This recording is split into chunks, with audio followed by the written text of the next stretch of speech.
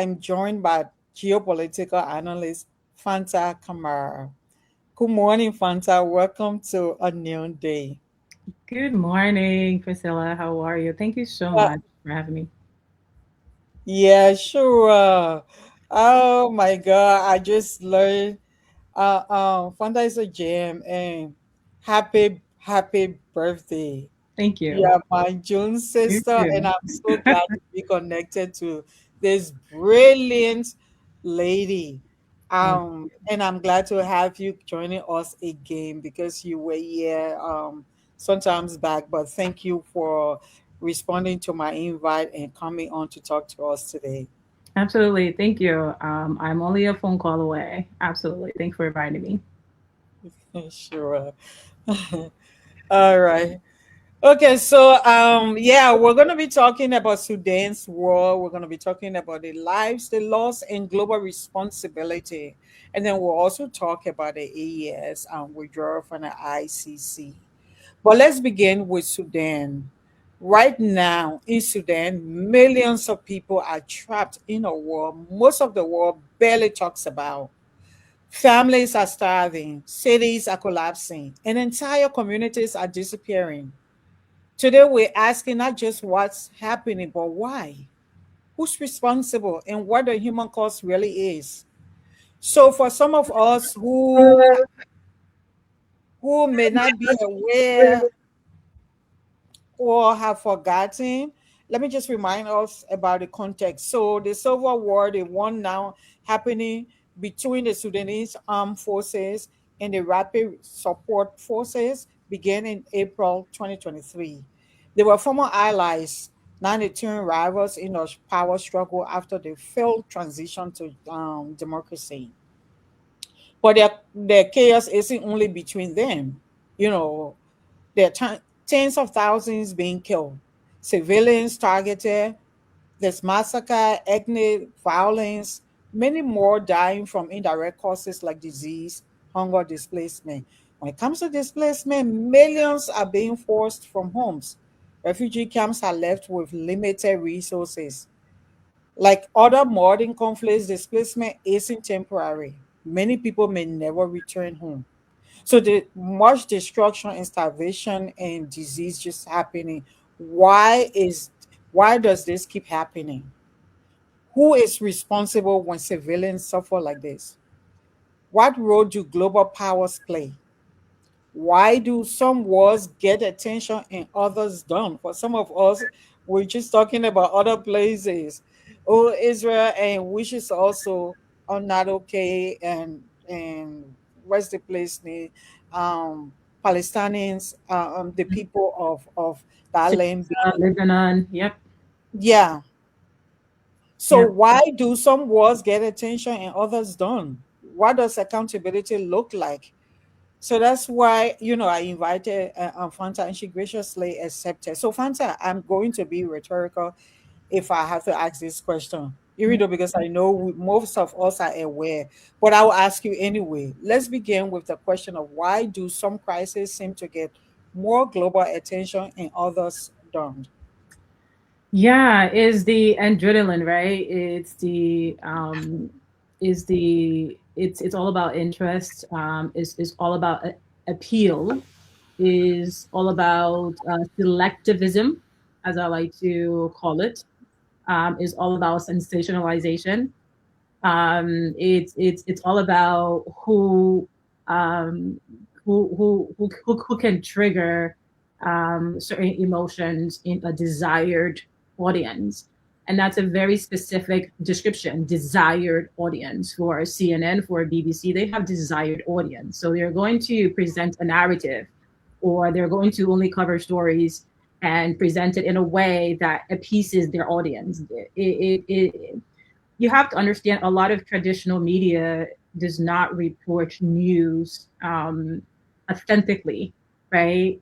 It's not, they don't always report the truth. It is often manipulated into how they believe their audience is going to receive it, or is manipulated in a way that is demanded by who influences them or who writes the check for them and their operations.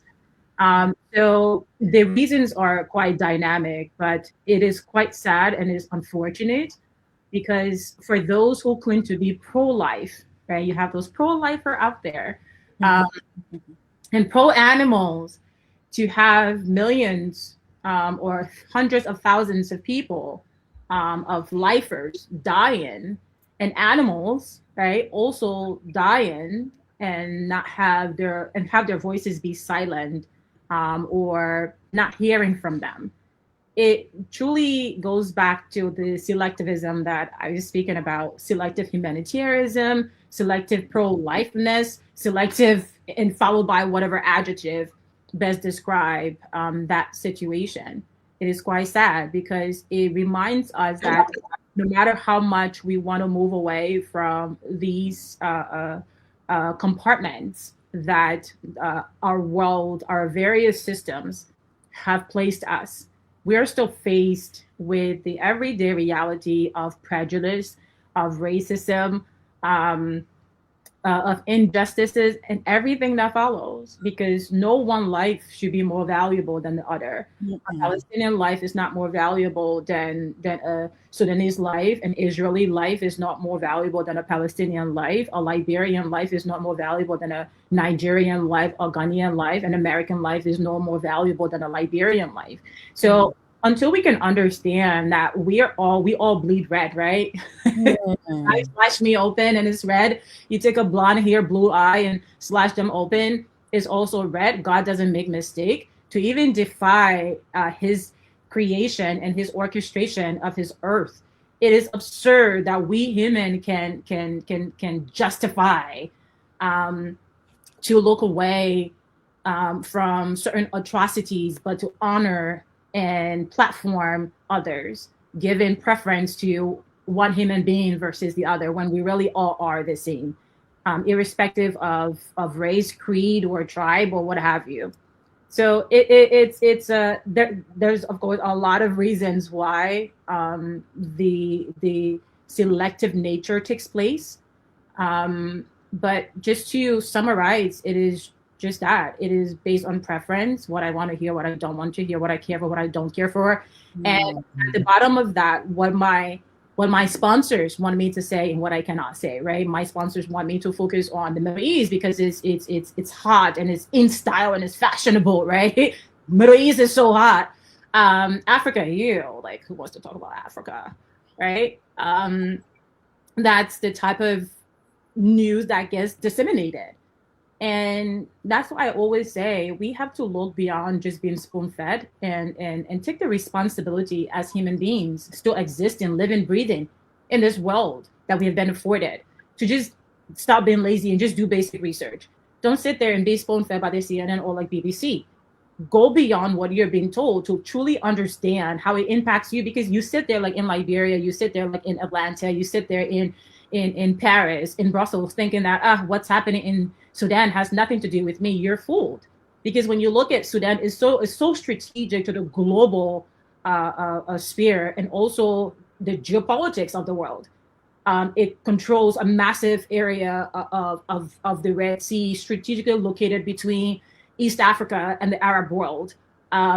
You talk about logistics and commodities trading. You talk about the third largest producer of gold in Africa. You talk about oil. You talk about, I mean, we're going to get into that. But to sit there, irrespective of where you are and where you're consuming this information, to sit there and think that the conflict in Sudan has nothing to do with you, you are fooled and you're being misled.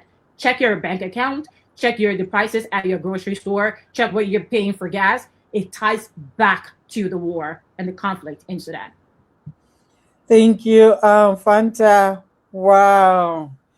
Um, I'm liking the comments already. Wish I would come to, but oh my God, Fanta raised so much. You reminded me of something when you started talking about interest and who is preferred Africa. Oh, nobody wants to talk about Africa.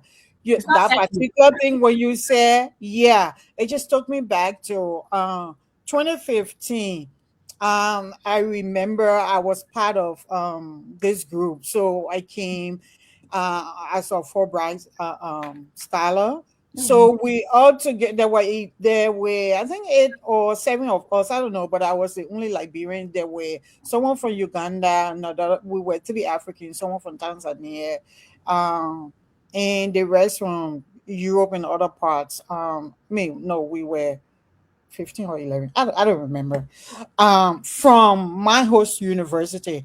But that year there were thousands of us from around the world. But anyway, so they want us to go and do a protest for Je suis Chalet. There was an attack that happened in Paris, mm. where the newspaper office was attacked by Islamic extremists. But at the same time, the Chibwe girls stories. Priscilla, just like 1 second, can we just say like just terrorists? Like we have Christian terrorists, we have Buddhist terrorists, terrorists. There are some terrible human beings out there. Their Yeah, that's religion have nothing to do with them. I just wish that's that this, like, like in the media, let's just call them crazy people, bad people, criminals, like murderers. Let's just call them terrorists. There, Yeah. yeah, that's true. Thank you for that.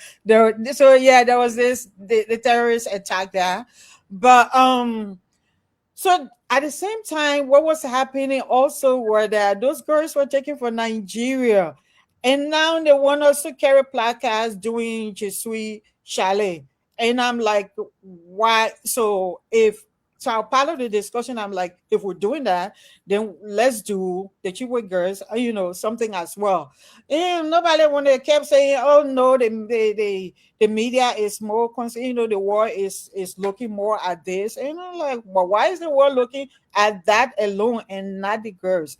So I did not attend that. I was the only one in my group. I didn't attend that. I did my one person something on downtown Phoenix for the Chibwe girls, and of course, if you check the ABC cover that protest, so I'm not in that protest. They cover it was some big news about international students even joining from Arizona State University. I did not. So that year I alone didn't because I just could not understand how there are girls there's something happening on the continent of Africa, and then why should we only be crying for these people in Paris?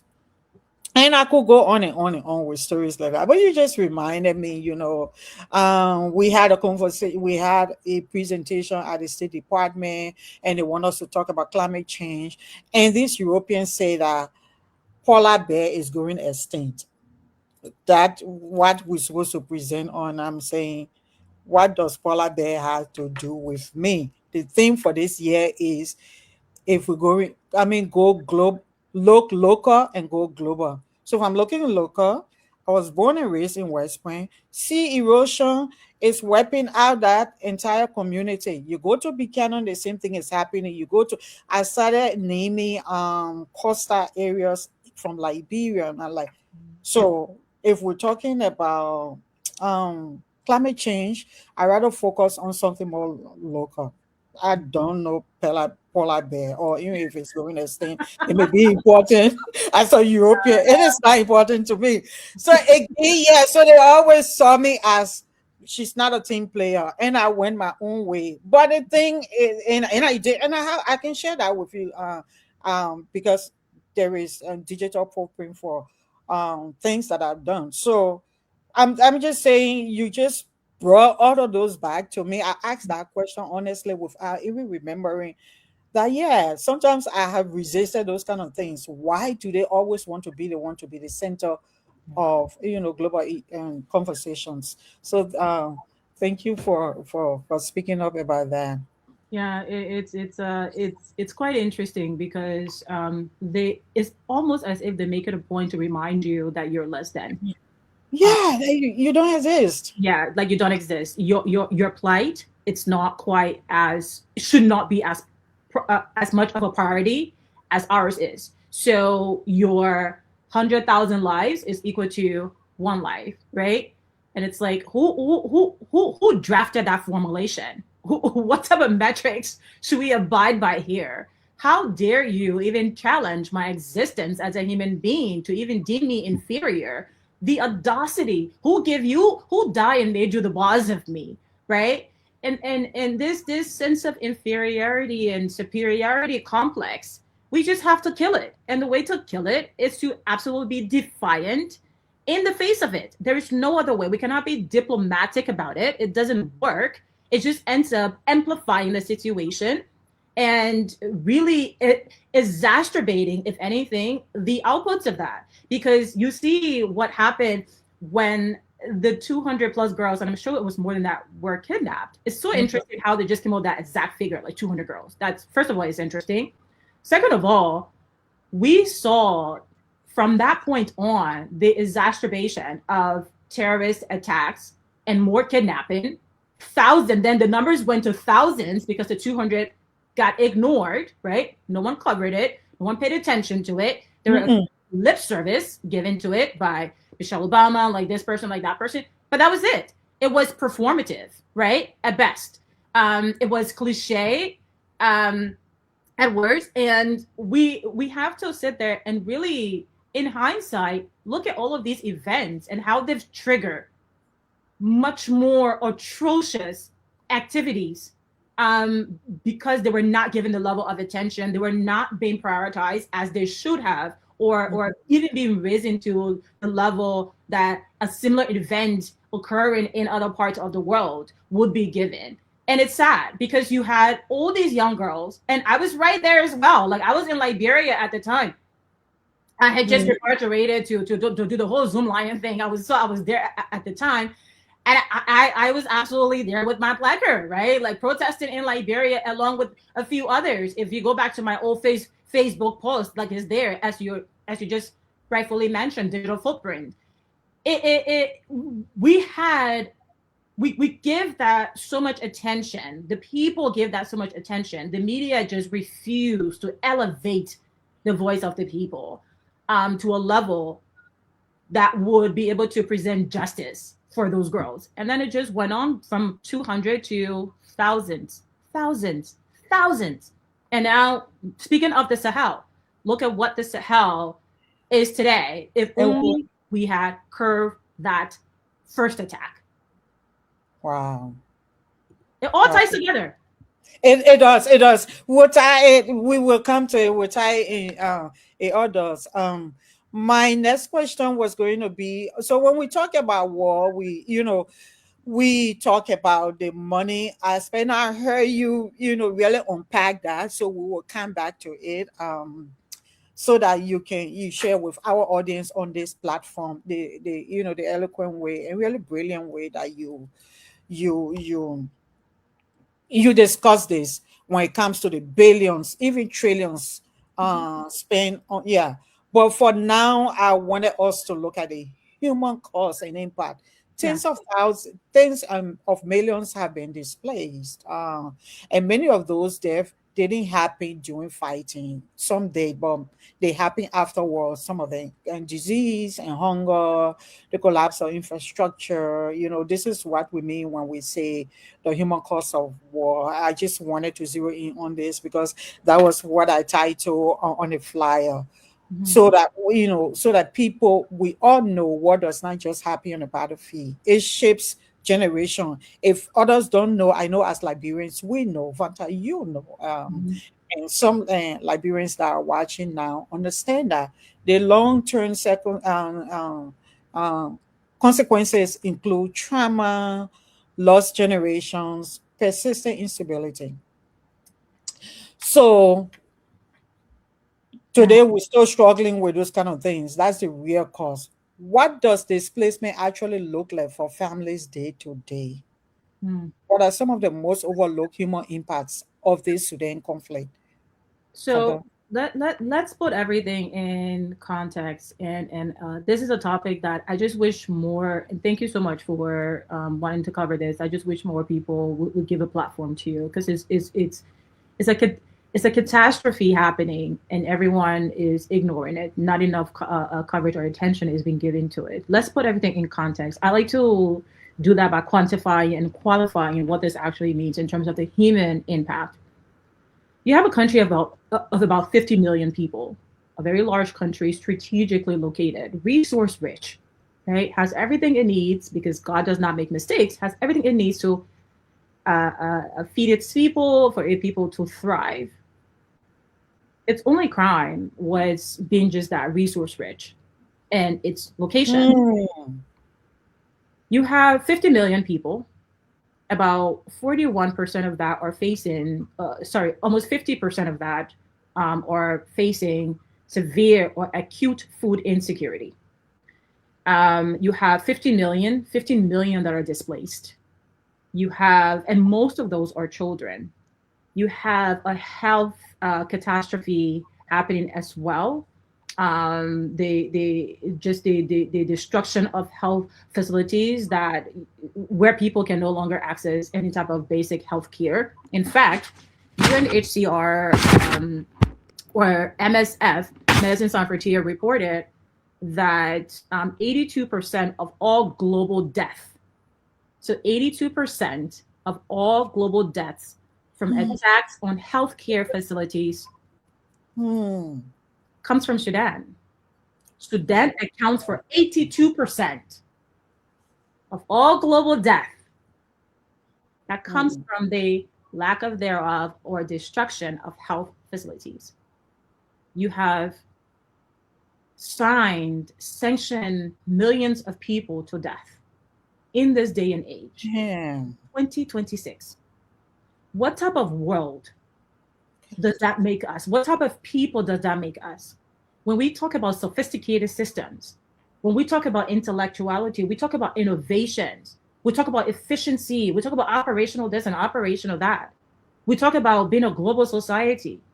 We talk about being a civilized people. Yet we sit back and allow this type of atrocity to be happening right under our eyes and our nose. And we cannot afford to be bothered. Oh no, sorry. You can't dirty my clothes. Like, oh no. What, Sudan? No. I don't have time for that. 50 million people are being subjected to a genocide. That's a lot. And think about it. Let's put it in proportion. Liberia is just now turning like what, 5 point something million people? You're talking 10 times, like nearly 10 times. Almost 10 times Liberia is facing genocide today. Sudan is the most hungry, or it's the hungriest country in the world. People are dying from starvation. Children, oh God, children are, I don't know why they can't just leave their children alone. Like, just, where is your where is your humanity? How can you be divorced of your humanity, your ability to discern, even if you're going to have a quarrel with an adult? Why should that be extended to the children? Right. You have actively deliberate extinction of children happening, not just the killing of them, but the violation of them sexually. Sexually. We don't often like to talk about these things because they're gross, they're heinous. You talk about children as young as 7 years old, 5 years old, being sexually violated, being raped, being gang raped. In fact, rape is used as a weapon of war. And being a technologist, we coin everything as a service, software as a service, platform as a service, infrastructure as a service. What's happening in Sudan, and not limited to Sudan, by the way, but is rape as a service. The RSF is using rape as a weapon to destroy the African tribes, what they call the African Sudanese. This conflict is so complicated. It's so complicated, but it is not difficult to understand. You have what's happening, warrings between the tribes that consider themselves to be Arab related and the tribes that consider themselves to be Africans, yeah, related. So this has been going back for decades. This didn't start today or started in 2023. No, it didn't. In fact, the leader before Bashir, the leader before these two warring factions, like before the civilian leader, and then was overthrown by these two warring factions who were once allies. Bashir, who ruled for 30 years, had to deploy the Janjaweed now to eradicate the quote Okay. unquote African Africans, right? Sudanese Yeah. because they revolted and rebelled against him because they felt economically they were being economically disadvantaged. So Mm-hmm. given a lot of the jobs, like all the lucrative jobs, all the preferable jobs and economic opportunity to the Arab Sudanese. Let's just simplify it. They were being marginalized They because were being he marginalized. was Arab as well. Absolutely. They were being marginalized. And so they rebelled after 30 years of leadership. He truly marginalized them to where, and that's what like I draw a parallel to Liberia. You cannot continue to take the right of a people over and over and over. You take away their ability to feed themselves. When we see all of this, when we see this our economic policy is so foreign facing, right? Everything that is Liberian is suppressed. It's not good enough. Everything that is foreign, we gear towards. Even government contract go towards like foreigners. Local contract go toward foreigners. You are taking food away from the Liberian people. When you continue to take food off a people's table, there's gonna come a time where they're going to rebel. After 30 years, the people were like, we cannot take this. We can't feed ourselves. We can't send our children to school. We can't access healthcare. And so they rebelled. And so what Bashir did, him being Arab favored, and this is a whole nother conversation we have to get in, where some Africans deem themselves to be Arabs and some like don't consider themselves, from the Moroccans to the Somalis. The list goes on. Different story for a different day. But then he deploys this paramilitary group, this the Janjaweed, to suppress the quote unquote rebels, the African Sudanese tribes. And that was one of the first genocide in Darfur. That's what they're continuing today. Yeah, in Darfur, if we can remember. Yeah. And so fast forward this, like 30 plus years later, they changed their name. Yeah, the RSF feels that now they're continuing that genocide that they started nearly 30 plus years ago, or no, since early 2000s, right? Yeah. So you look at this picture and you think to yourself, how is it? And this always comes down to our identity as a people.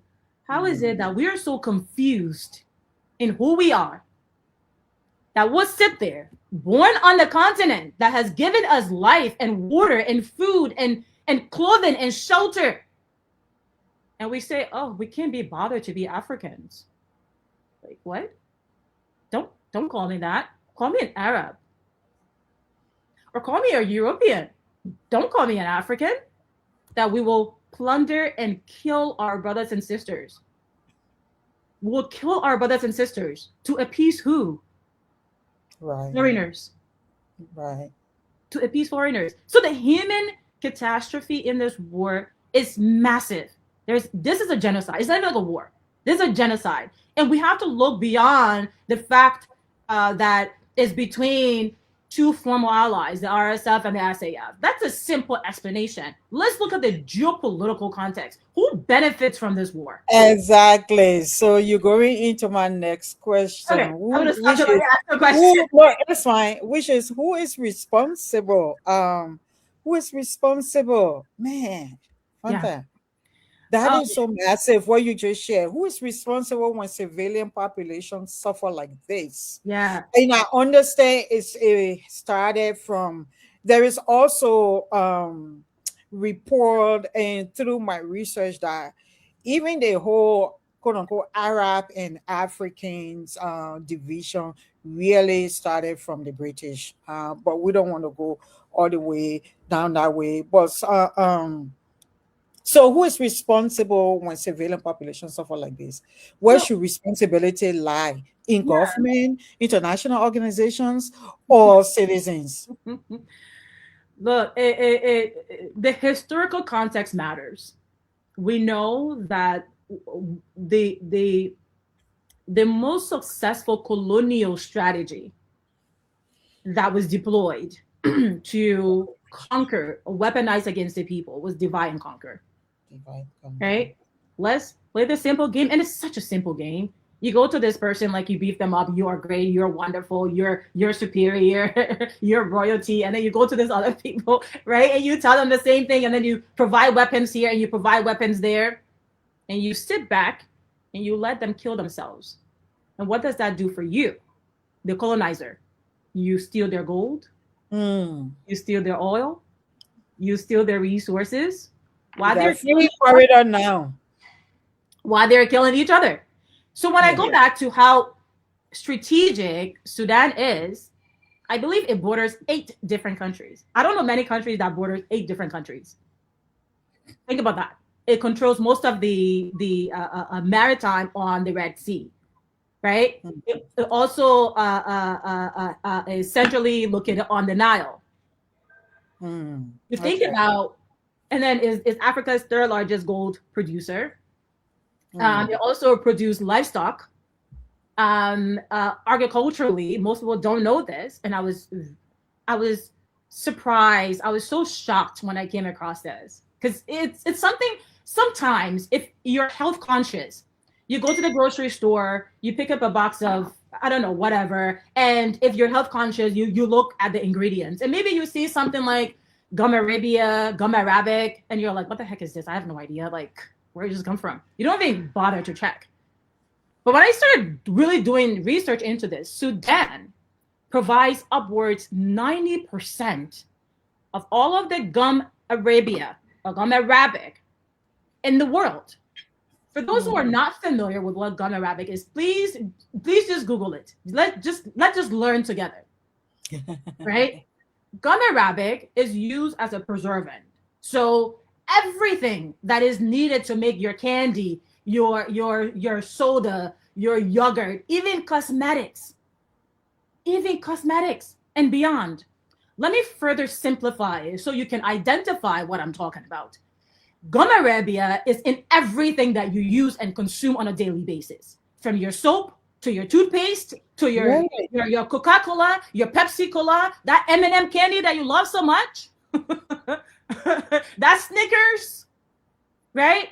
That Starbucks, right? Candy that you love so much. Your L'Oreal makeup, your MAC lipstick, your Denon yogurt. Gum arabia, it's in that. Oh wait, another one that just it's so fascinating. What's the most popular candy like during like the holiday? That they beat down our heads. Chocolate something.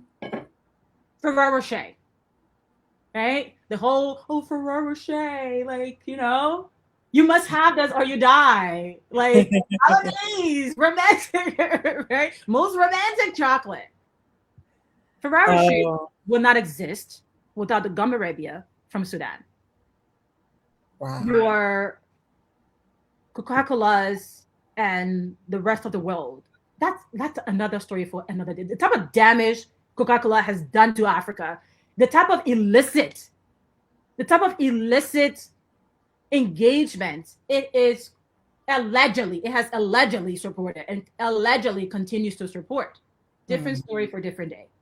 But when we go back to the question, who benefits? Who is supporting this war? Who's responsible? At the cost of the citizens, like millions of Sudanese being genocide. Who's benefiting? So I just covered the food aspect, and so many more are on that food list. So many more. Just think about gum arabia as a preservative that cannot, your basic food cannot exist without it. 90% comes from Sudan. I'm going to leave it to you to research the rest of the companies, right? We go to gold. Your iPhones, your Starbucks, your Disneys of the world, your Macy's of the world, your whatever that uses gold. probably will crash, or your iPhone will probably be a double price without Sudanese gold. So we, the consumer, are also complicit in this. But we're on the far end. But just to connect the dots, the supply chain that produces the gold that makes it into what you wear as jewelry today and your cell phones, your electronics, comes from Sudan. Let's take it a step further. The countries. Now we've gone to what? Food, and then companies. We've gone to minerals. Let's take it to the countries.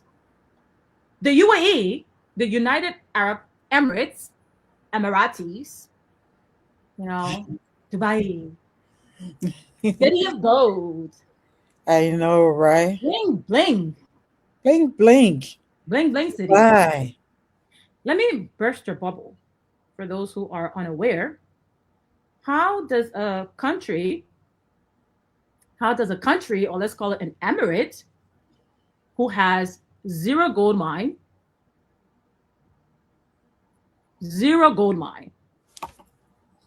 becomes the country of gold, the city of gold? Okay. Where does it get its gold from? It gets its gold from Sudan. Majority of the gold that is in the UAE comes from Sudan. Of course, I can say Asia and South America and what have you. Great, yeah, on paper. But most of it comes from Sudan. And so the UAE has been reported time and time again. BBC, in fact, did an extensive documentary on this. You mentioned documentary earlier. I love documentaries, so educational.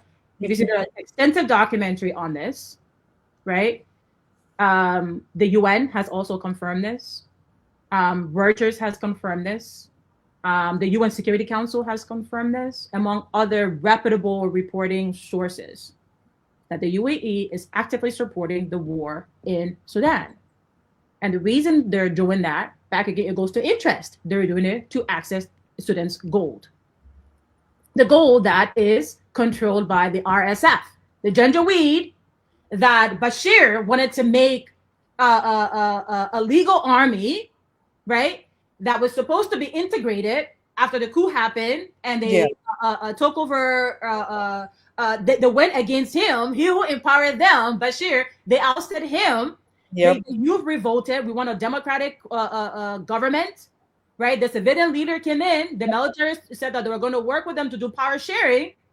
What happened? They don't want to share power. Yeah, they ousted out the civilian leader. Now the two leaders, Hamidi and Burhan from the SAF, were supposed to be integrated. You have the army and the former Janjaweed or rebel group or what have you were supposed to be integrated now, because you have Burhan as the head of army number 1, Hamidi number 2. But because they had amassed so much power, why do I need the army? No. If I'm controlling the gold, like, why do I need? I'm getting richer and richer by the day. So these allies, best of friends, besties, buddies, fell apart, and hence the 2023, the most recent conflict. Yeah, the most recent. So who's supporting the RSF? The UAE is actively with weapons. You have to then take it a step back. Who supports the UAE? Who are the UAE partners? And we're coming to that. Oh my God. I'm sorry. I shouldn't be laughing. And then, we have to speak about this thing at this level, because it's important for the people to understand how this impacts them, right? Who are the UAE allies and partners today? Perhaps I should leave it to you to go do your research, but I'll give you a tip. It's the same people claiming to hold peace talks. Now, there have been reports, credible reports, again from the sources that I just named, that ties European weapons to the conflict. That ties American weapons to the conflict. Yet the West is pretending to wash his hands and be peacemakers. In fact, Senator Rubio, who is not my favorite at all, but for this one time, I'll quote him or paraphrase. He says something to the effect that all of this conflict in Sudan is a proxy war. It's a proxy war for the larger influencers. Is it for the Sudanese? Like, are they fighting to bring betterness or welfare to the Sudanese people? No, they're not. They're fighting because of the resources. Who can control more resources for their bosses? Who are external parties and external influencers. Saudi Arabia and Egypt are also a part of this. They're supporting the SAF, the Sudanese army. They're claiming that they want to maintain stability and security stabilization, like in the region. They recognize the SAF as the legitimate ruler or party of Sudan. Now, keep in mind, both of these people who were once allies came to power illegally. Because from the revolution that took place, when Bashir was ousted, the people of Sudan wanted a democratic system. Even after the democratic leader was put in place, that ousted him. So both of them ousted him. So to have Saudi Arabia and Egypt, among others, supporting the SAF, and you have the UAE and their partners supporting the RSF, accessing gold and the gum Arabia, it begs the question: who are we fooling? Who in this day and age, in this broad daylight, in all of our big ages, all of our big ages, unless you live under a hut, but who are we fooling?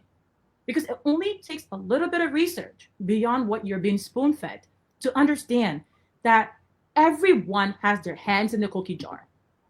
Wow. China and Russia is also in here as well.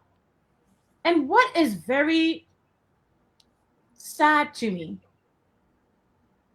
it's not surprising, but it's sad. It's that it's not enough that you have these two rebel groups tearing the country down and killing millions, hundreds of thousands. Now it's like 400,000 plus civilians have lost their lives to an active genocide. But you also have them bringing in mercenaries. They're bringing in Colombian mercenaries. They're working with the Mossad, so intelligent agencies. You're working with Amman, Unit 8200, 8200, right? And these are all linked to RSF. These are all linked to the RSF, the Janjaweed group. You have Israel providing intelligence and cybersecurity products like Intellexa. This is reported even by Haaretz, the Israeli newspaper. Haaretz magazine reported this. Right? You have Pegasus. If you're paying attention to the news and the talks of intelligence software, you are familiar with Pegasus. It's a military intelligence software. Right? You have the NSO group. And you have to think about what are the interests here? And the interest is plain for everyone to see, is the resources, the maritime, the gold, the gum Arabia, and the location of Sudan. So take out RSF and SAF. Think bigger. Think geopolitical. And then you understand why once friends cannot just let bygones be bygones, because you actively have people who will not allow that to happen, even at the cost of millions of Sudanese dying.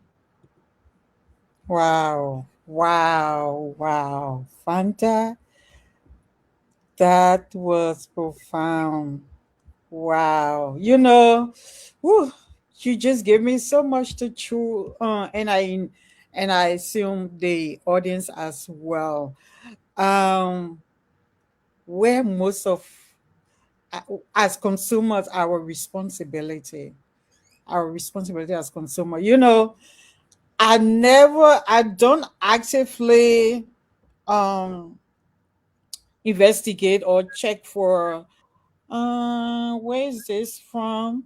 Unless for health reason, when I'm doing my grocery shopping, what is going to spike my sugar, for instance, or those are the kind of things I read on the label. But now you just have taught me that this is something I should actively pay attention to, and I will, as someone who is a responsible citizen of the world, because I do that my own personal boycott, but it is only after something is brought to my attention. So I don't like again actively just research. For instance, um, when I learned from investigative paper like ProPublica, and then they come out and say, for instance, this person is supporting this or this entity or this corporation, uh, mm, it could be just $5 I spending, but I feel that's my own personal way.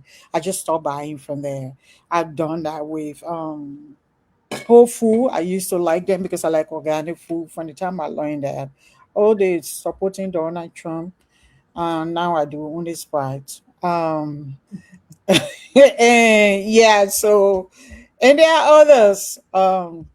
So it just sometimes it's difficult because most of these big corporations, they have monopolized some of the market to a extent that some of the things we need, like for Amazon, it's just difficult. I tried it years back, but sometimes relapse because again they just monopolize certain things.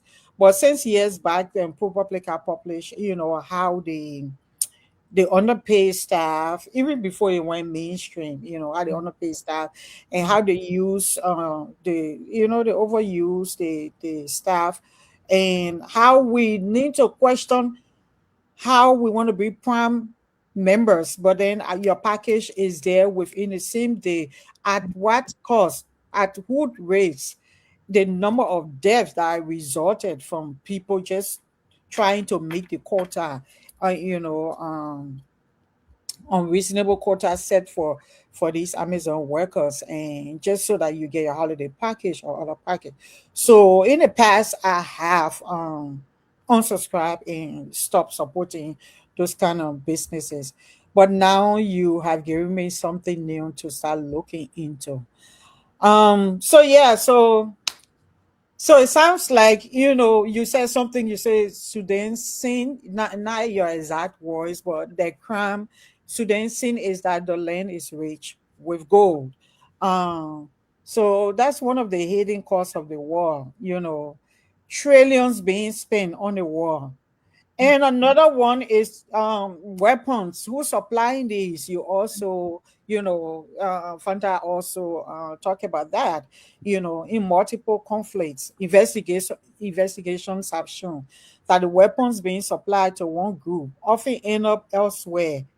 The suppliers claim they get lost because they don't want to be responsible for the fact that they're supplying these, or they get stolen or they get redirected. There's so much report on the U.S. Uh, not being able to give account of 750 million plus weapons. You know, so instead of stabilizing a region, they can actually prolong violence, So, but it seems to be a pattern, across conflict, weapons being supplied, quote unquote, they lost control, then get circulated, and then there are proxies war, like you mentioned, and then alliances shift, instability continues. In Yeah. this Sudan crisis, it's like Fanta named it. It's safe to say Sudan is part of a larger global pattern, and we've seen this pattern in Afghanistan. Um, our one country here that I didn't hear her mention, but that's it. I mean, you can conclude that because we've seen this in Afghanistan, we've seen that in Syria, and now Sudan. Weapons get circulated, alliances shift, civilians left in the middle. Why do we keep seeing the same patterns? Power struggle, weapons flow, civilian suffering. So the conflict today is they are not just really In turn, they are influenced by regional and international dynamics. Mm-hmm. The same people that would say that they're trying to make peace, how come the peace is not materializing? The peacemaking is not materializing the effort, because with all the trillions and the billions and trillions going into it, it's, can we not see that, is this, yeah, promoting the war or really trying to finish and to end the war? So do you think international actors are doing enough? And it's left with us, the audience. I think Fanta alluded to it a little, but do we think international actors are doing enough? And if so, why or why not? Yeah, What would meaningful support for Sudan actually look like? yeah, What role can everyday people play in situations like this? yeah. They're absolutely not. You know, and this gets me really emotional because um you when you look at the gist of all of this, right? You dig through the mud and you lift up the mattress and you empty the rest bag, and at the end of the rest bag, like those few grains that are there, is power and control and greed. Power, control, greed, money. It's not for Mm, any other reason. It's not for survival. It's for control. It's for power. It's for greed, facilitated by money.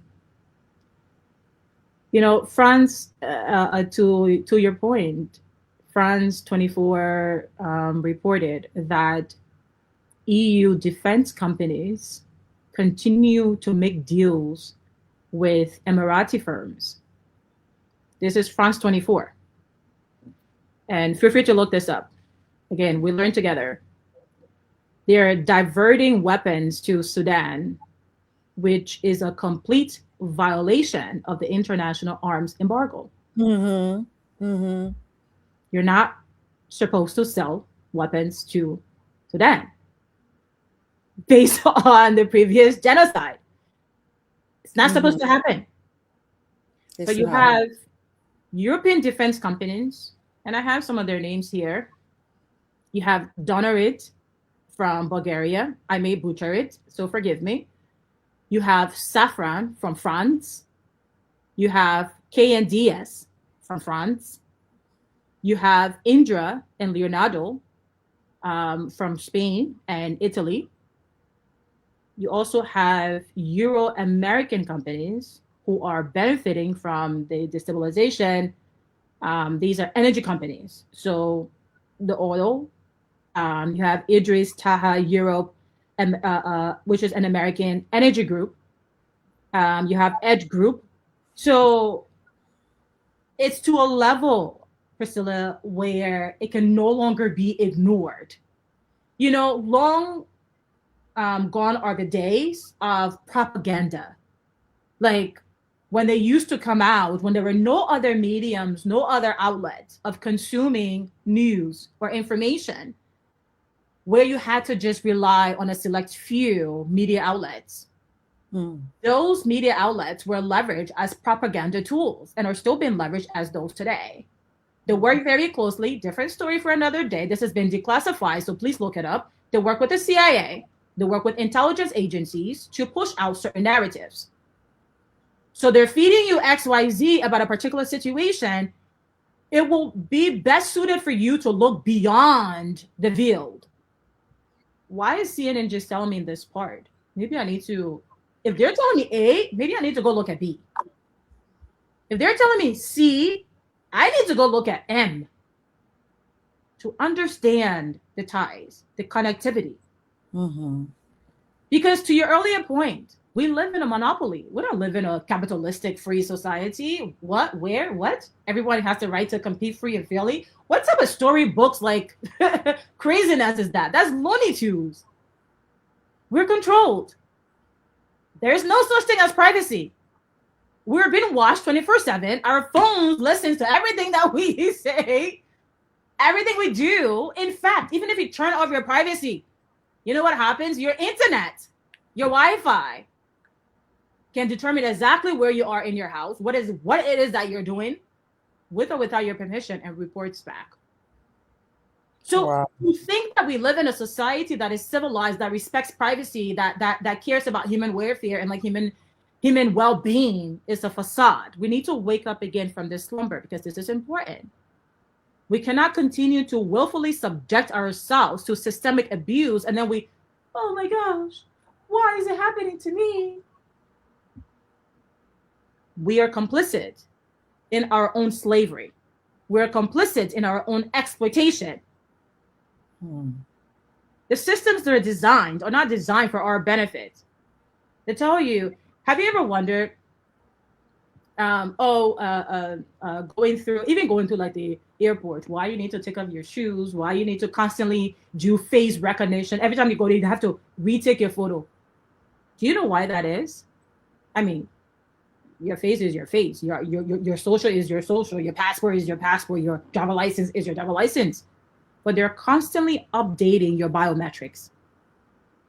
They're constantly updating your facial features.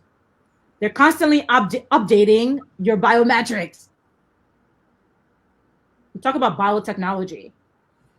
A lot of people, or some people, are now doing implantations where you can put your credit cards in and you just scan your hand.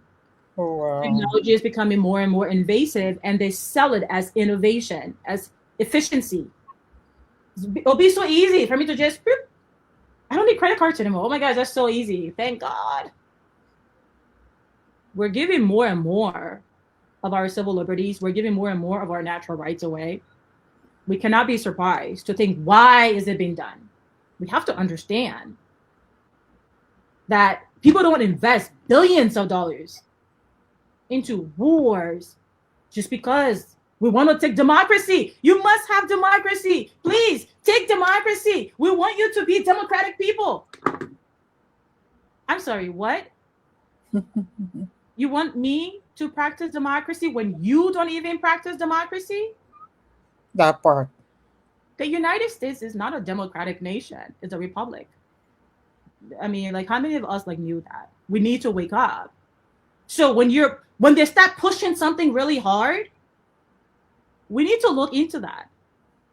You going into Iraq, Afghanistan, like you went into Afghanistan, you were willing to kill thousands of your own people for drugs in Afghanistan, for the poppy fields, pharmaceuticals. You didn't go into Afghanistan because of Bin Laden. You went there for the poppy fields. And please, once again, I implore the audience, let's learn together. Look this up. There are independent, verified, documentary investigations out there that have made their way to documentaries that you can consume. We owe ourselves that. So this is happening because we, the people, have allowed it to happen for a very long time. And Americans are not free from it. Americans are not free from it. We have traded our civil liberties for a credit card lifestyle. We have been enslaved. We have subjected ourselves to economic slavery for a roof over our head. I need to have that big house. I need to have that big car. Yeah, you have to do the 9 to 5. Or sometimes 14, 16, 17, 18 hours. What time you will move from 18, 17, 18 hours to go protest? People in Liberia. No, wait. What time you will move from 9, 8 hours, 10 hours, 15 hours to pay attention to the fact that they're stealing and evading your privacy? What time you have time when did they do that update? What play our You want to 9 to 5. You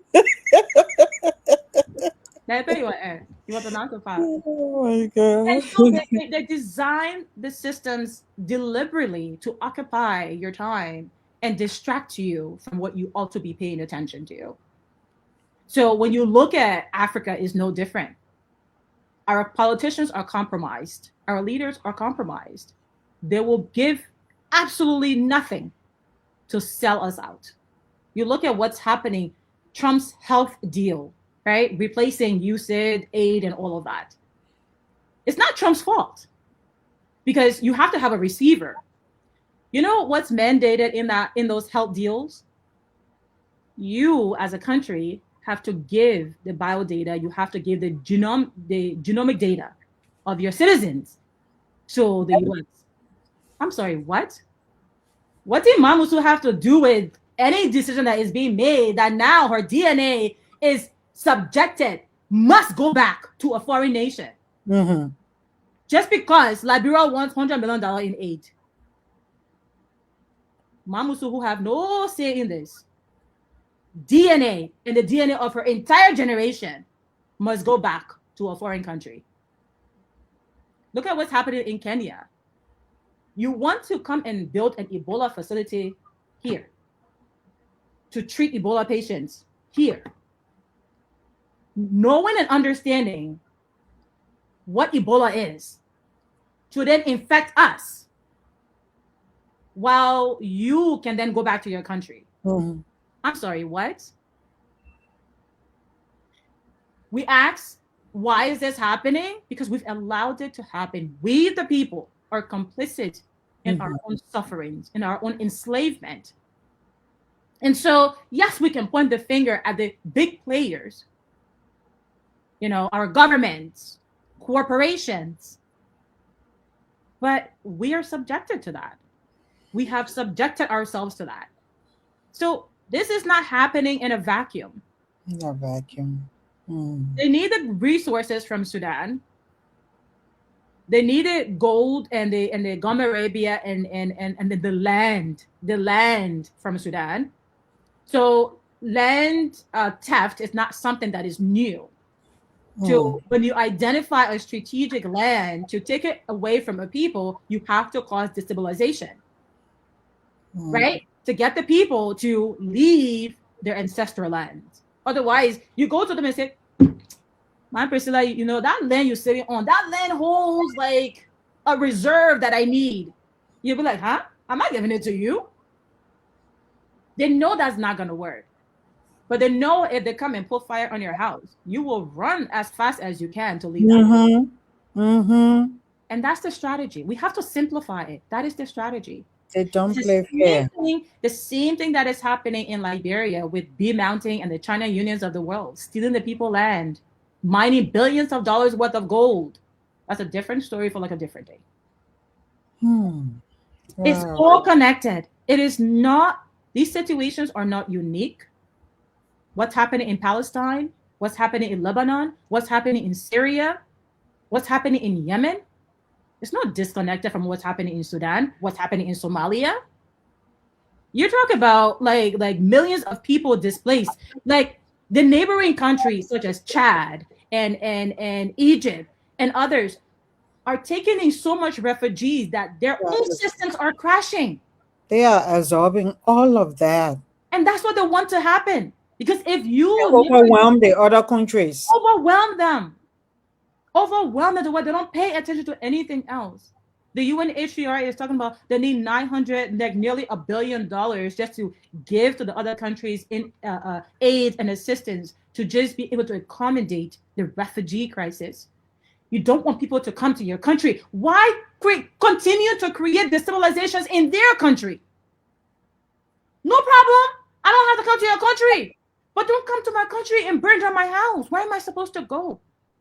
You poison my well. What am I supposed to drink? What are my children supposed to drink? When that happens, my survival instincts gets triggered. It gets triggered. I become what? Animalistic. Now I'm operating for survival. That I would put myself on a ship in the middle of an Atlantic and take the chances, even if I don't survive. I will walk for days in desert, knowing that I may not survive, but I have no other choice. Everything that is happening in the world, it is connected.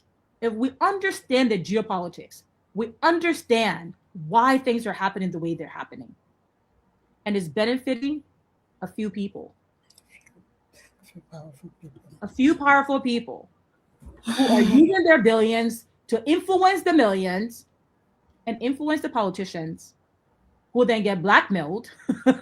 Different story, different day, but then are enabled or inhibited, or they're nipped. They neuter them. They can't produce anymore, right? They neuter them. They can't make policies that are sensible for their people anymore because I've been compromised. They have me on tape sleeping with a goat. So now I can't, give you this well water. I have to allow them to poison your well with cyanide and arsenic. It's okay. You'll die. I mean, be slow, but you'll die. But at least I have my mansion. We're always in the habit of constant accumulation as a people. So where there is demand, you have to supply it. And that's all the big players are doing, supplying the unsatisfiable demands of the everyday people. Wow. Yep. My God. Yeah, make the people country so unbearable for them to live there. So, thank you, Fanta. Again, audience, as we process this and sit with it, let me just rephrase or just highlight what Fanta has shared so far so that we move on to um, the next the next part of our conversation today. So the crisis in Sudan isn't just about violence. She just explained to us, made a connection. It's about a global system where power, justice, and accountability don't always align. And then to understand what's happening, we step back. She stepped back and look at the system around the conflicts. Because war doesn't just happen on a battlefield, it exists within a global system of power, politics, and justice.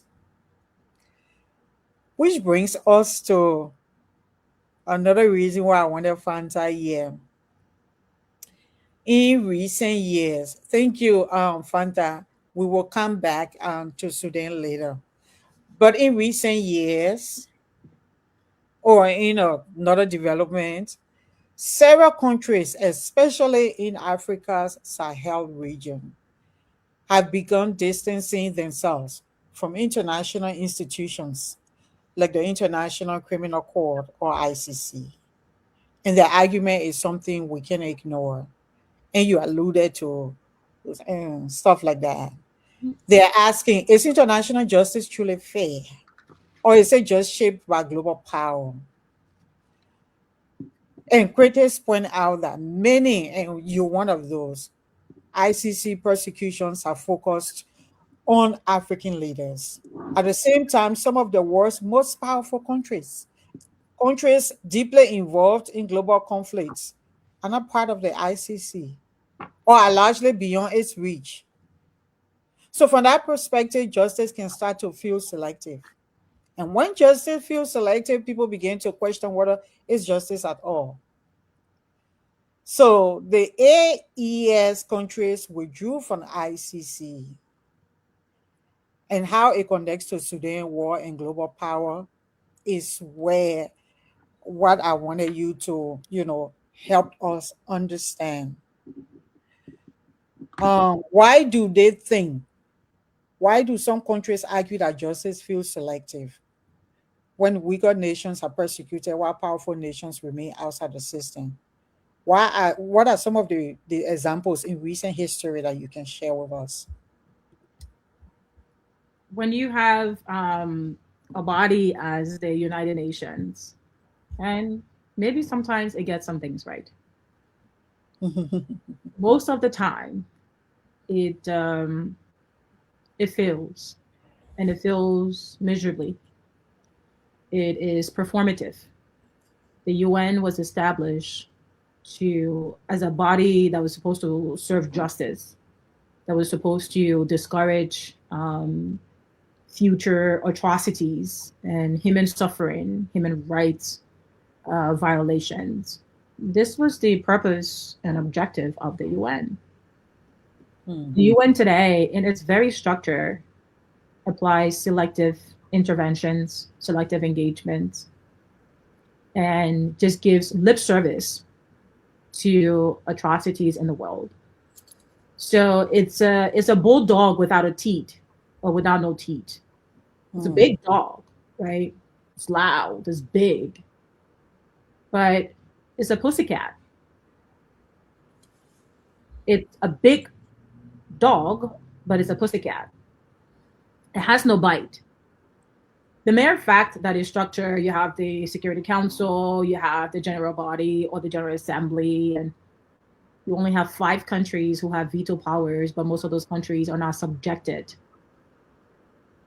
to those international laws. The ICC is an extension of the UN.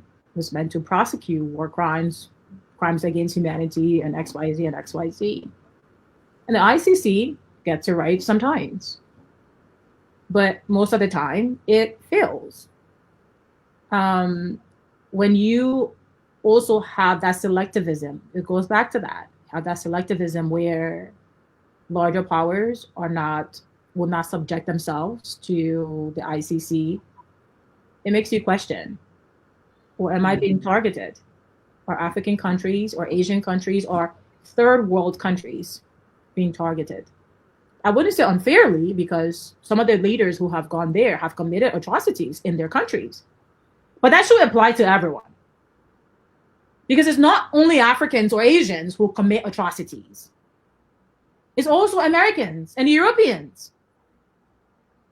So they should also be subjected to those standards. Unfortunately, that is not the case. So when you have countries like the AES, which I absolutely applaud them for that decision, wanting to move away from the ICC, absolutely. Why is it that my crimes, be it crimes, are bigger or more amplified than crimes that are even much bigger than mine? That part. Why? Who's the judge that gets to say the crimes of Burkina Faso, the crimes of Mali, the crimes of Niger should be subjected to international scrutiny? Who gave you the moral authority? I may have cultures that you would never understand. Something that you might see as a human right violation, I might see it to be very much cultural.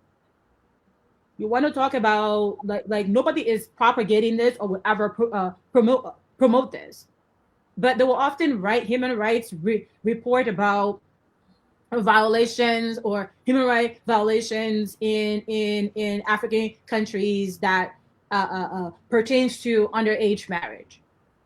Of course, super underage is absolutely wrong. It's not about justifying it. It's about understanding different cultures and different society and identifying mechanisms to educate, right? Or to harmonize. But instead, you deem that to be absolutely barbaric when you are engaged in pedophilia. I was waiting for you to finish to point out that might happening here too. When you are engaged in pedophilia, in fact, child marriage too. Child marriage as well. Most people are not aware of this. It happening here. Happens in the great United States. Yeah. All the 16 states. Look, I think we can call these people at the top the Epstein class. So we'll say pedophilia is what? We'll say that it's white culture.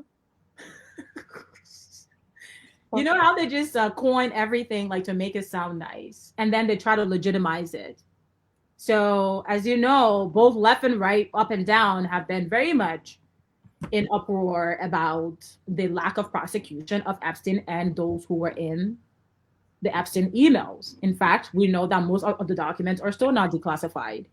The ones that are declassified, there are tons of heinous crimes in there, evidence of crimes in there. Yet no one has been prosecuted, at least not in the US. But in Europe, in other parts of the world, we've seen people lost their jobs, leaders lose their jobs, having to resign, been prosecuted for Epstein crimes.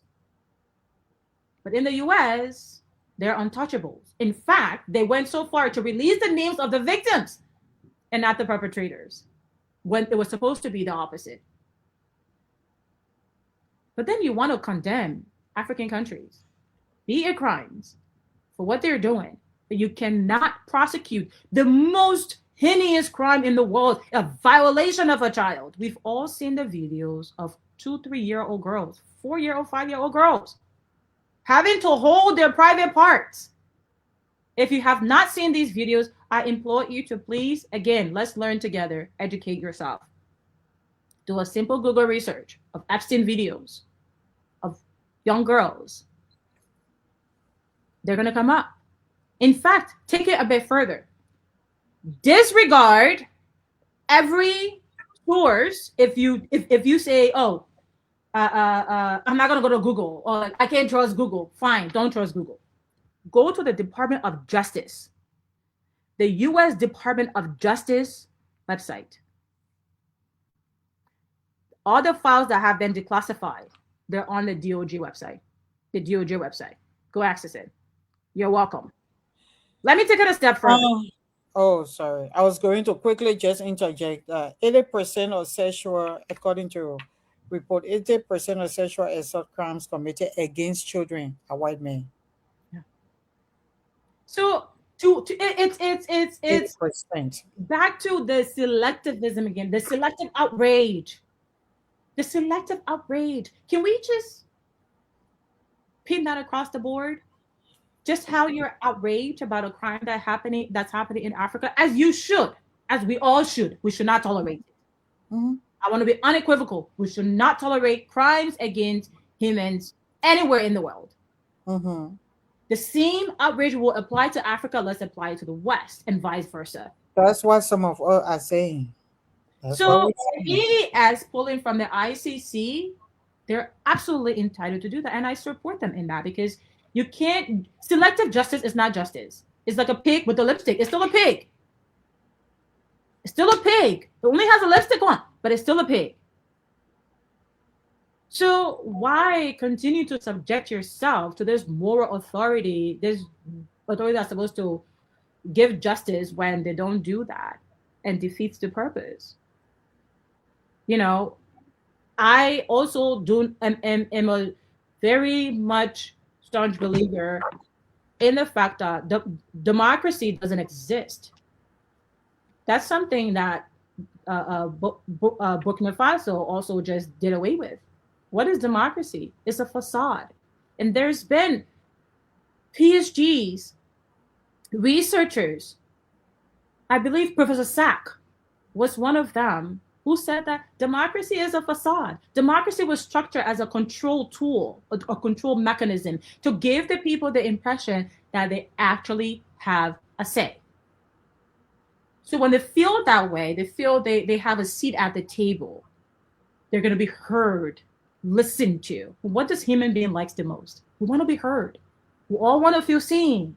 Mm-hmm. So give us the piece of paper to go and vote and exercise our democratic right. But then you make decisions in Parliament that has nothing to do with us. Even though at the end of the day, Electoral College will decide. Man, let's just go on here, please. Okay, so for some of our audience who are not aware what the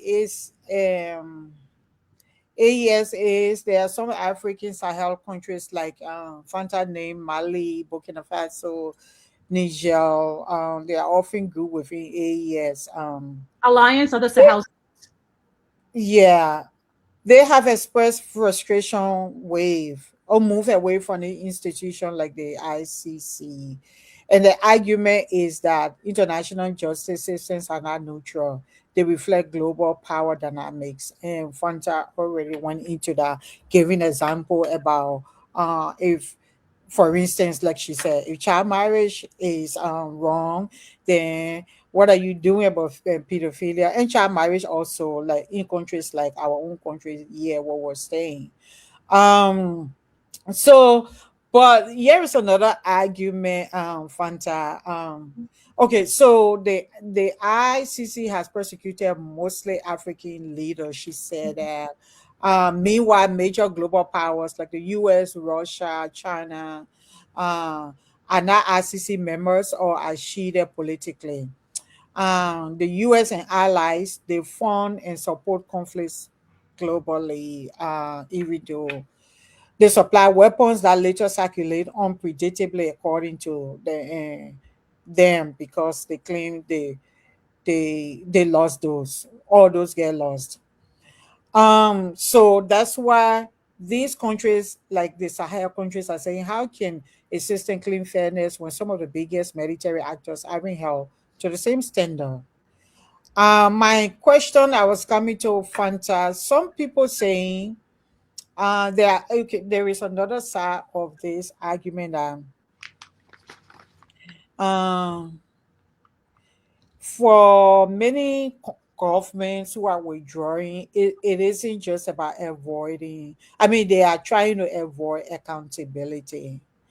Um, they want we they are rejecting external control over their internal affairs.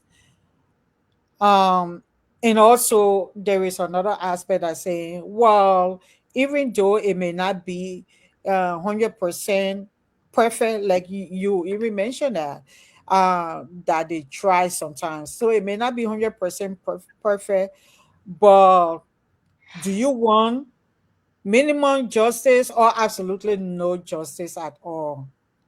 You do you understand what I'm saying? Yeah, yeah, yeah. Like, Mm-hmm. yeah, like okay, they don't get it right all the time. Mm-hmm. But does that mean that we should have completely nothing? Imperfect. So it's better to have an imperfect justice than no justice. Yeah. Or does selective justice undermine justice entirely? Do you think? Yeah. What? No, we cannot we cannot under explain or we cannot over explain selective justice because it does undermine justice entirely. That it's a period at the end. We have to look at the dynamics of the countries who are saying, look, we feel we can we are measured in our affairs, and our people or majority of our people acknowledges this, and therefore we feel we can pull out as a sovereign nation. We have to, irrespective if we like the decision of the Sahel states or not. They are sovereign nations. Nobody pay for my land. Nobody build my house. Nobody put food on my table. You're not coming to tell me what to do. Even if I live in an HOA, the extent of you and our relationship is security, right? Clean the snow when it snows, right? Cut the grass in the common areas and make sure I have a safe community. I pay taxes for that. But you can't come, you that's the extent of our relationship. It's not in my house as HOA. Therefore, because I have sovereignty within my house. I get it. So I have sovereignty in my nation. You may not agree with me not cutting my lawn. Like you may not agree with how high I keep my lawn, and you might find me. Find me if you want. But my people are fine with it. My people agree with me. We don't see, in fact, what we have seen from the Sahel states, it's everything that good leaders should possess. The prioritization Come of to that part. Yep. Come to that part. the reclaiming of their national resources. Do you know that 1 in every 3 houses in France live off of the uranium from Niger soil, while most Nigerians like went to bed without electricity? Did Wow. you know that? How is it that my uranium is good enough to power your house, Hmm. but I can't even afford candle? Wow. Let's simplify it. I like that. That's what I'm gonna. I like that when you explain it like that, Fanta. It makes sense to the ordinary man My person. uranium, that is Sorry, not ordinary It's man. so, yeah, it's so important for you that one in every three house in your country will not survive without my uranium. I can't even afford kerosene for my landlord. But you tell me it's not good enough for me. You are gonna come, you're gonna mine it on my soil, and you're gonna take the raw material and put it on the boat and you're gonna ship it. And then you're gonna take the chemical waste and bring it back to my And bring it back and dump it. and dump. Man, dump it Like, back. you take my resources, don't process it, don't create no job for my people. You take it to your country and then bring the dirt, the trash, and put it back in my country. When I try to speak up, because you have been compromised, once again, most politicians in the world are compromised. They're on tapes doing some atrocious things, sleeping with children, both girls and boys, and sleeping with animals. Bestiality. It is a fact. Hmm. So you have me compromised. You have my legislative compromised. So the policies they're drafting are all nonsensical policies. You finally have someone come to say, absolutely not. That lever is going to be shut down. We're nationalizing our mines. So when you say someone, you mean the leaders of The this? leaders of the Sahel now. Yeah, They come and say no more. They nationalize their mines. They're doing infrastructure projects. They're making different decisions away from the IMF, which is so venomous, away from the World Bank, right? Oh, come, I'll give you loan. I'll give you loan, and then you'll pay me back 1,000,000,000% for the rest of your life, right? They're like, no, we don't need your money. IMF, no, thank you. We don't need your money. They're making alternatives, economic decisions for their people, and their people are even going to the extent of camping from their own vigilante groups to protect their leaders. Their people are camping on the streets to protect their leaders, to say, no, we finally have a leader we can trust. And then it's not just upsetting to you, but it's such defiance in your face that you then go and leverage entities like the UN to draft all these nonsense UN reports that are made of propaganda to try to hold that over me. But then it doesn't work. So then what do? You support paramilitary groups and terrorist groups to destabilize security in my country. I hope you understand what's happening here. Playbook. I hope you understand what's happening here. And if anyone, again, let's learn together. Go and do the research, audience. Please do. Who formed or founded all of the terrorist groups? That's an easy answer. It's a very easy answer. It's the US and NATO. And just in case, if you say, oh, conspiracy theories, recently, I believe in February, and I'm happy to play that video. I even have the video. I have two videos. I have one where the former head of USID or an executive leader of USID, he was asked in Congress. There was a congressional hearing in February at the Capitol. They asked him, where does the money go from USID? He said, we fund terrorist groups. Which groups do you fund? ISIS, Boko Haram, al-Shabaab, al-Nusrat. Think about all of the terrorist groups that you hear about. Islamic terrorists. They're funded and was founded by the United States. Let's take it further. Hillary Clinton. You will share that. You will share the link to that.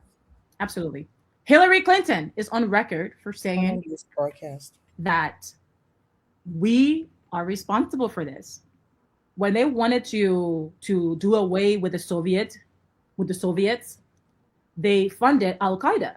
They founded Al-Qaeda, supported them because the Soviets were a problem. We should get rid of the Soviets. They're bad. So they founded Al-Qaeda, supported them, billions of dollars. Billions of dollars. This is also in declassified materials as well, from the Reagan administration all the way down. Bush, all of them. Billions of dollars they spent on Al Qaeda to fight the Soviets. Also, not just supporting them with currency or money, but also with American weapons. So fast forward, now Al Qaeda is a problem, but you created them. Let's look at the most recent one. How do they call them? Hamas, right? Hamas, Hamas, Hamas, Hamas. There's a documentary out. I implore everyone to go and please look this up.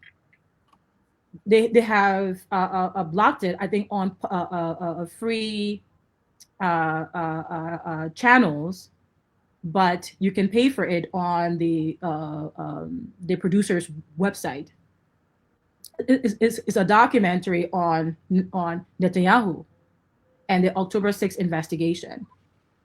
How did Israel, that is so militarized, how did Hamas penetrate? You're talking about almost every mile you have a army checkpoint. Imagine doing the Liberian War. Every mile you get the rebel checkpoint.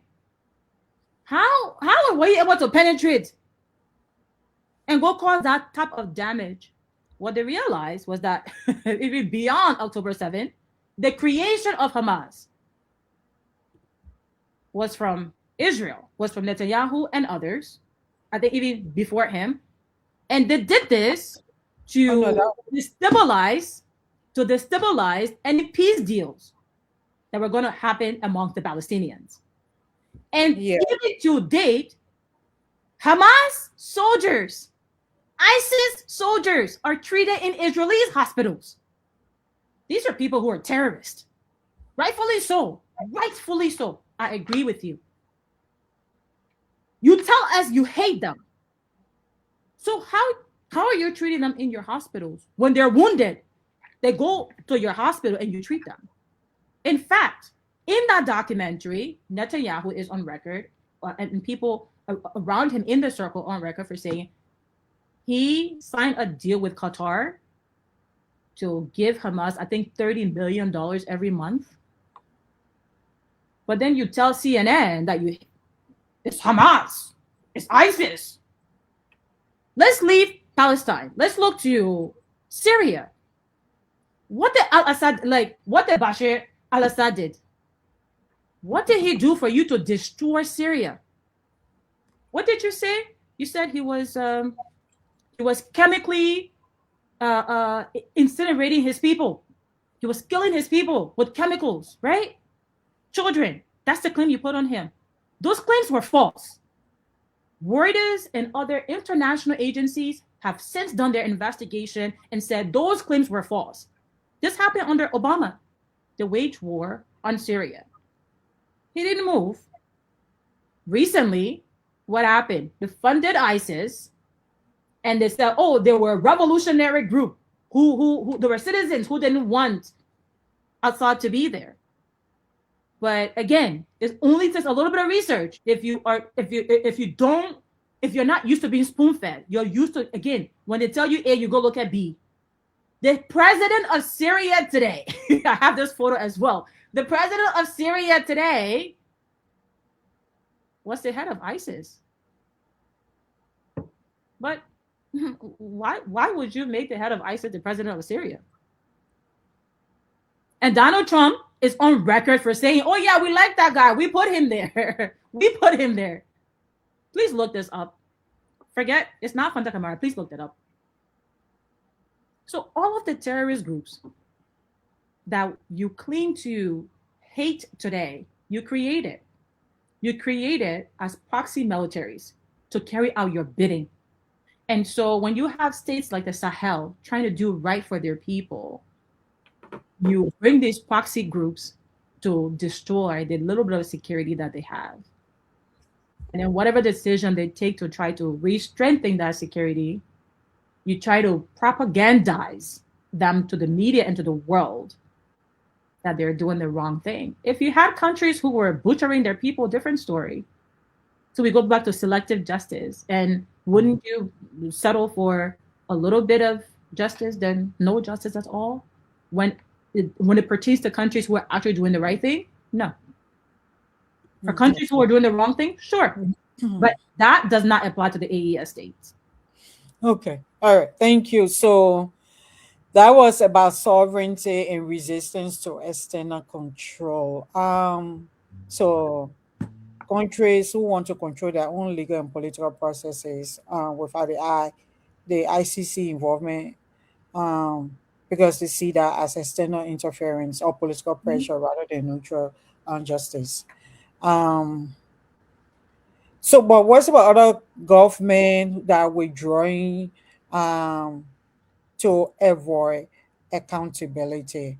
The claim is that there are others that may just want to be rejecting external control over internal.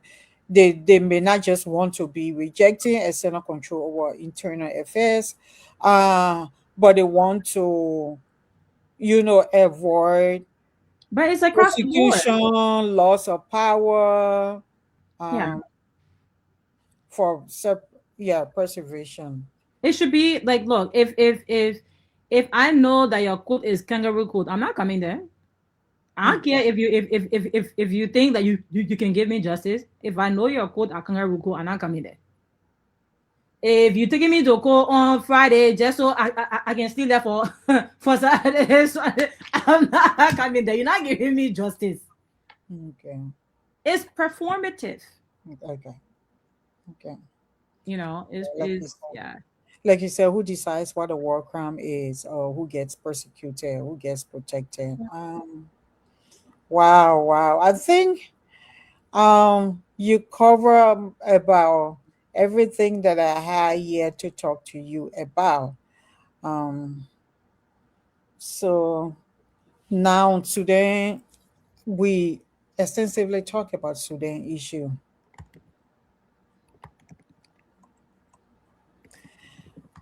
Is there anything that I didn't touch on that you want to, as we wrap, or that you wanted to add, or and I sometimes I tend to interrupt, that I did or send us home with?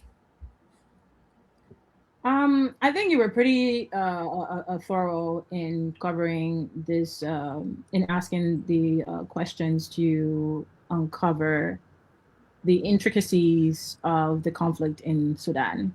Okay. We covered the human aspect of it. We covered the commercial aspect of it. We covered the geopolitics.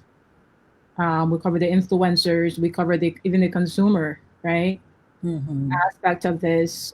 So quite extensively, we've dived into this topic. Now, of course, it is it is so atrocious and dynamic that we could probably spend a few hours on it. But I think the gist for the audience to understand what's happening and why you should care, not just what's happening, but why should you care?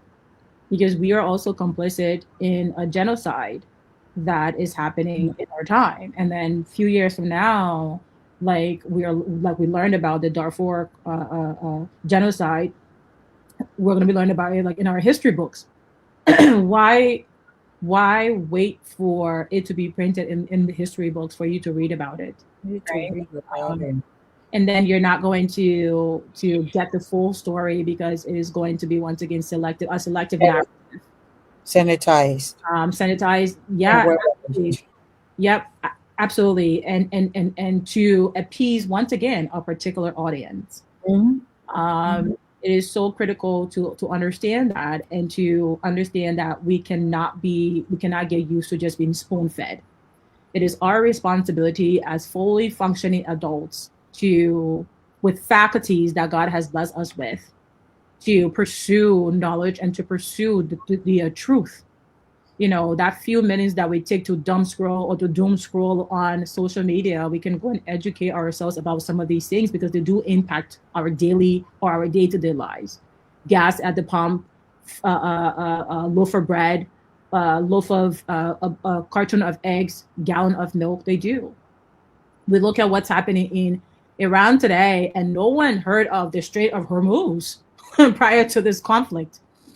In digging into the Strait of Hormuz being impacted, of course, rightfully so by Iran, leveraging, of course, what is within their toolbox to discourage further bombardment, um, is responsible for more than, I think, 30% plus of the world's fertilizers.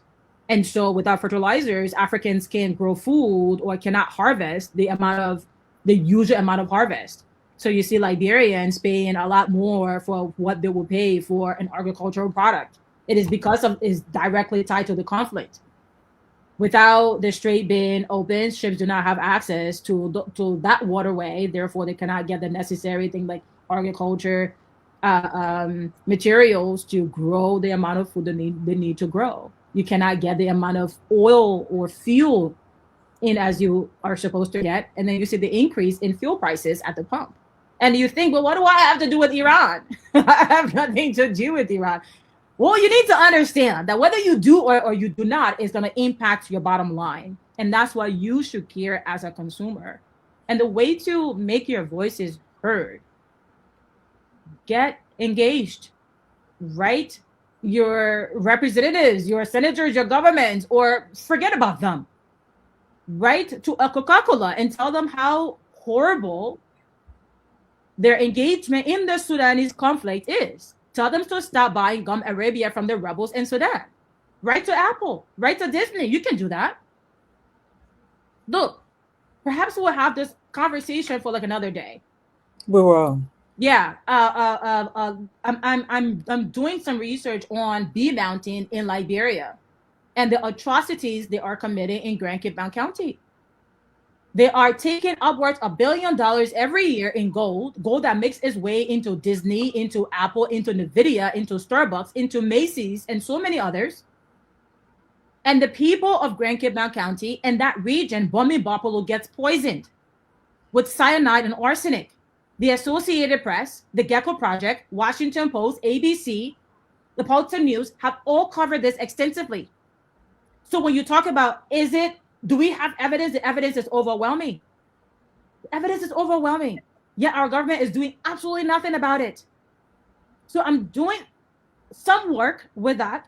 Once it's completed, I will circle back around to have a conversation with you. But it's going to be massive because it's not enough for us to just talk. We have to take it beyond talking. Roll up our sleeves and get our hands dirty. Because I will tell you something. The bad guys do not hesitate to get their hands dirty. So we cannot afford to just talk and just give lip service. We too must get our hands dirty, go beyond the smoke screen and get into it. That's the only chance that we have. And so this conversation has been very, very fruitful. I hope it has been for your audience as well. I hope now they got to understand a little bit of what's happening in Sudan and feel empowered to act, because it's incumbent upon all of us. We are responsible in some way, shape, or form, and we have to act even in our weakest of ways. Okay. Yeah. Thank you, Fanta. So, audience, let me just wrap at the highlights of our conversation. We talked about global powers' influence on conflict through funding, weapons, or strategy. We say when that happens, it becomes harder to separate local responsibility from international responsibility. We gave example of Afghanistan when she talked about external funding that leads to long-term instability. We saw that. We saw that in Syria where weapons were untracked and then spread wide across factions. And then we came to Sudan. We talk about the regional and global actors that influence the dynamics.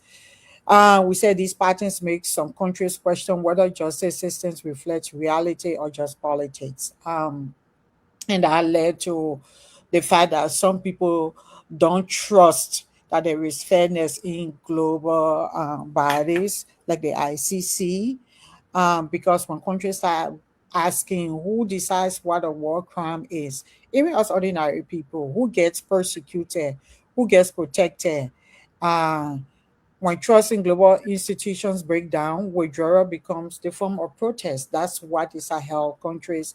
I don't want to even think that they are protesting. They just say, "Okay, we don't want to be bothered," because I think protesting maybe is to get a specific response. Say, "Okay, we will change our ways, come back in." It's not I don't, I don't know, but yeah, because we talk. Russia and Israel. So, sorry, go ahead. We talk about all of those things, and then we have the tension between an imperfect system. Do we want, even though the ICC is flawed, should we reform it or should we reject it completely, which could risk no accountability at all? But then it depends on who is rejecting it. If they're already doing well without it, should we impose that? So that is our tension. Is imperfect justice better than no justice, or does selective justice undermine justice entirely? Fanta addressed that. To Sudan, we said Sudan war. She talked about the human cost and the global system around that conflict, that funds aid, that arms aid, and then who is to judge it and how it is shaped, uh, why it is being shaped today. We talk about all of those things. So as we end, I just want to remind us Sudan, I mean the bottom line, what other can take from this conversation, it's not from me, but I assume that it's obvious that we can see that Sudan war is not just a Sudanese issue. It reflects a broader pattern of conflict, intervention, neglect, and human suffering. Beyond every statistic is a person, people. It's a human life. It's a family. It's a story. It's a future that's been disrupted. Sudan world isn't just a local crisis. It reflects a larger system of conflict. We all are benefiting directly or indirectly, knowingly or unknowingly, from Sudan goal. So, what responsibility does the world have? And the world cannot afford to keep looking away. What responsibility do we have? So global responsibility doesn't always mean military action. Fanta named neighboring countries like Chad and other countries that are absorbing these large refugees, number of refugees from Sudan, how the systems are overwhelmed and being crushed. So we need to advocate in our own corner, in our everyday, on our Facebook pages, or wherever, whatever means, on our own podcast, on our platforms for humanitarian support. We can't, I mean, it's okay if we want to talk about Israel and all the other issues, but please, we need to also weigh in and start making visible Sudan issue. The neighboring countries in Sudan itself need continued humanitarian support. Maybe policy decisions or even policy pressure, global awareness, accountability, responsible foreign policy. Because ignoring a crisis doesn't make it disappear, it just allows it to continue. So, and then understanding the issue is the first step. You got an insight or you got a hint. Like she said, it's not a one day conversation. Do research, come back, do more than we have done here. Let it be a shift. Actions is required globally for global attention and accountability. Thank you, everyone. Thank you for staying with us. I know this conversation was long, but thank you for staying with us this time. And particularly, thank you to Fanta with a wealth of knowledge and all of that. Thank you so much, Fanta. I Thank you. really appreciate your insight and your studiousness. I appreciate you. Thank you, Mom. Thank you, thank you, thank you so much. And I'll just leave quickly like with this. The AU that's supposed to be our internet, our governing or sensible body to really be advocating on behalf of the welfare of all Africans, are funded by the West, and so it ties back in. Like, how do you? Where is the voice of the AU in all of this? The African Union.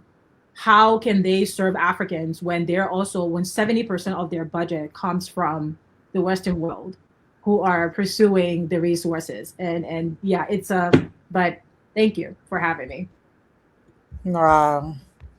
Thank you, man. All right, everyone. It's a new day. I will see you in our next episode. Time is fast spent, so just take this closing as it is. See you in our next episode. It's a new day. Take care. Goodbye. We all have been